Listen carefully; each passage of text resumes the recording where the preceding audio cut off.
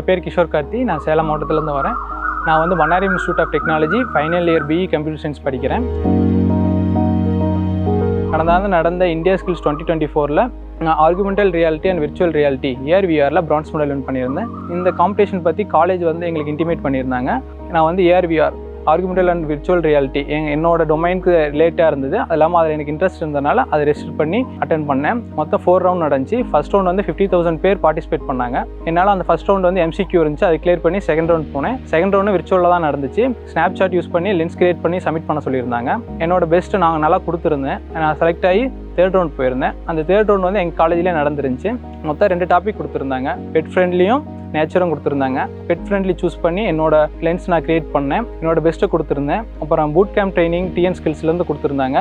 அந்த boot camp training எனக்கு ரொம்ப எஃபிஷியன்ஸாக இருந்துச்சு. நிறைய இண்டஸ்ட்ரியல் எக்ஸ்போர்ட்ஸோட நாலேஜும் எனக்கு கிடச்சிச்சு. கொடுத்த இன்புட் நல்லா இருந்ததுனால என்னால் ஃபைனல் ரவுண்ட் போய் நேஷனல்ஸில் பார்ட்டிசிபேட் பண்ணேன். அங்கே வந்து ஆர்ட் அண்ட் கிரியேட்டிவிட்டின்னு டாபிக் கொடுத்துருந்தாங்க. நம்மளோட ஓன் அசெட்ஸ் தான் கிரியேட் பண்ணணும்னு சொல்லியிருந்தாங்க.